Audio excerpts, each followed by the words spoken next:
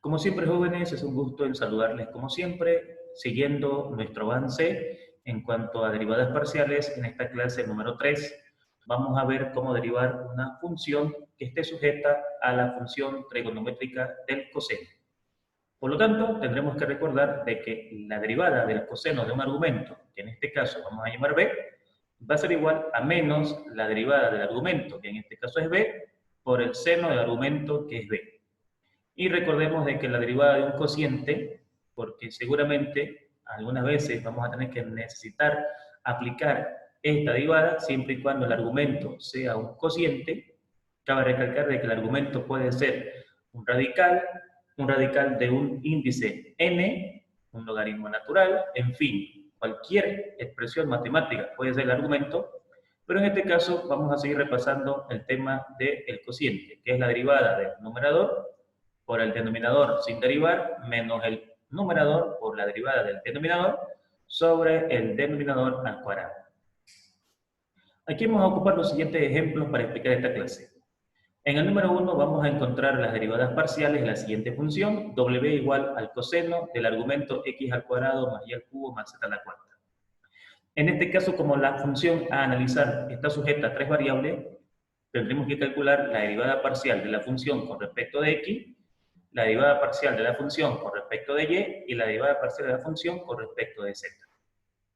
Vayamos entonces a la solución. Cuando encontramos la derivada parcial de la función con respecto de x, nosotros tuviéramos que hacer este procedimiento. Ocurre de que, por esta definición, tenemos que derivar el argumento de la función coseno, que en este caso es x al cuadrado más y al cubo más z a la cuarta, obviamente con el signo negativo, que ya viene incrustado en la fórmula, por el seno del argumento. O sea, estamos obedeciendo a esta fórmula de derivación.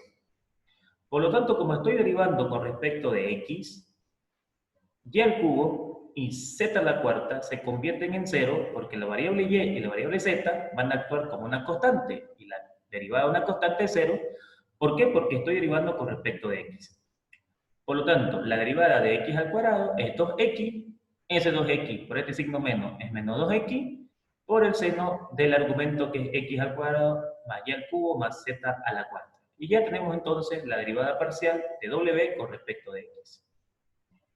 Cuando vamos a calcular la derivada de la función con respecto de y, hacemos el mismo procedimiento, volvemos a derivar el argumento de la función coseno multiplicada por el seno del argumento que es x al cuadrado más y al cubo más z a la cuarta. Obviamente no nos olvidemos que el signo negativo ya está incrustado en la fórmula de derivación del coseno. En este caso, como voy a derivar con respecto de y, entonces x y z son constantes, así que la derivada de esas constantes son 0, y por lo tanto, derivada de y al cubo es 3y al cuadrado, con la presencia del signo negativo, o sea, menos 3y al cuadrado, por el seno del argumento que es x al cuadrado más y al cubo más z a la cuarta.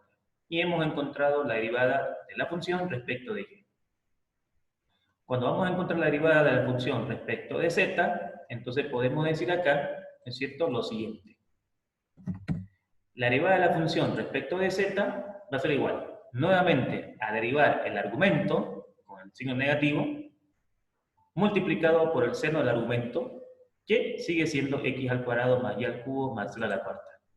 Como ahora voy a derivar respecto de z, solo me preocupo por z, x y y son constantes, derivada de constantes son ceros, y entonces derivada de z a la cuarta sería menos, por el signo menos, 4z al cubo por el seno del argumento que es x al cuadrado más y al cubo más z a la cuarta, y entonces hemos encontrado lo solicitado por el ejercicio. Hemos encontrado la derivada parcial de esta función respecto de x, respecto de y respecto de z, respectivamente.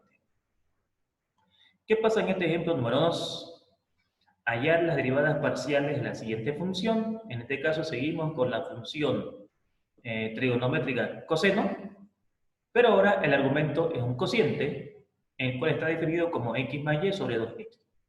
Si el argumento es un cociente, tenemos que recordar entonces la fórmula del cociente.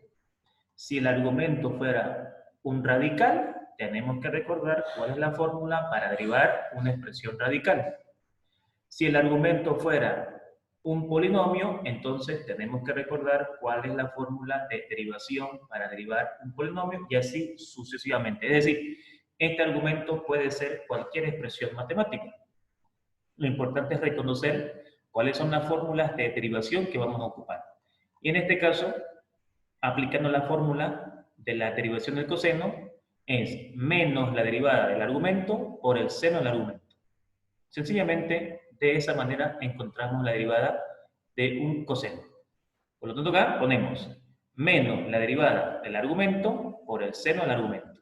Pero ocurre que a su vez el argumento es un cociente y entonces decimos que la derivada de un cociente es la derivada del numerador por el denominador menos el numerador por la derivada del denominador sobre el denominador elevado al cuadrado.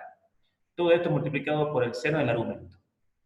Ahora, a la hora de derivar, tenemos que entender de que estamos calculando respecto de x. Entonces aquí, por ejemplo, la derivada de x es 1 y la derivada de y es 0.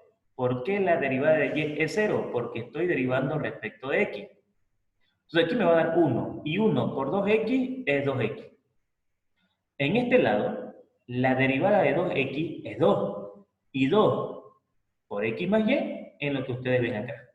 Obviamente con el signo negativo, y 2x al cuadrado es 4x al cuadrado por el seno del argumento que es x más y sobre 2x.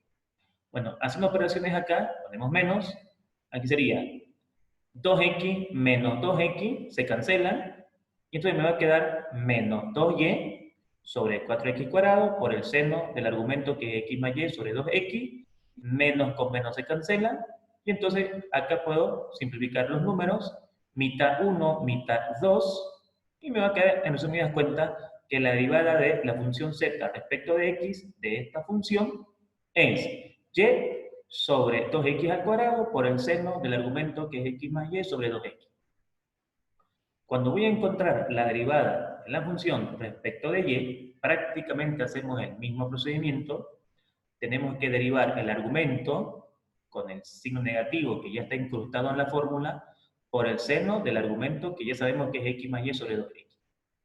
Como tengo que derivar un cociente, entonces recuerdo la fórmula del cociente que dice de que tengo que derivar el numerador por el denominador sin derivar, menos el numerador sin derivar por la derivada del denominador sobre el denominador al cuadrado por el seno del argumento que es x más y sobre 2x.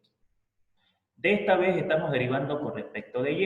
Entonces acá la derivada de x es 0, porque como es con respecto de y, x es tomada en cuenta como una constante. Derivada de y, 1, y 1 por 2x es 2x.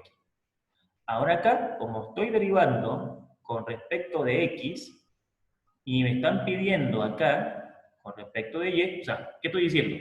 Que aquí tengo que derivar respecto de x, pero acá me están pidiendo respecto de y, entonces esta x es una constante, y la derivada de una constante es 0, y 0 por x más y es 0. Por eso que me queda acá 2x. ¿Sobre qué? Sobre 4x cuadrado por el seno del argumento que es x más y sobre 2x. Bueno, acomodando esto, mitad de 2, 1, mitad de 4, 2, se me queda un medio, y esta x con esta x cuadrado se pueden simplificar. Tengo 2, pierdo 1, me queda una x, por el seno del argumento que es x más y sobre 2x, y entonces tenemos la derivada parcial de la función, tanto con respecto de x, y ahora con respecto de y. Como puedes darte cuenta, no es para nada difícil si tú tienes una base sólida de cálculo 1, ya que estamos aplicando las mismas fórmulas de derivación, con la única diferencia de que están apareciendo más variables. Para poner en práctica lo aprendido acá, tenemos aquí ejercicios de práctica, para que pongas, como dije, en práctica lo aprendido, y entonces acá tenés estos ejercicios para poder calcular la derivada parcial. En este caso, respecto de x, de y y de z, y en el segundo ejercicio y el tercer ejercicio, la derivada de la función con respecto de x y con respecto de y, respectivamente. Damas y caballeros, como siempre, agradecerte por tu valiosa atención y esperando de que este video sea útil para que puedas entender las derivadas que estamos explicando, me despido de ti muy atentamente. Como siempre, que tengas un excelente día. Muchas gracias por tu valiosa atención.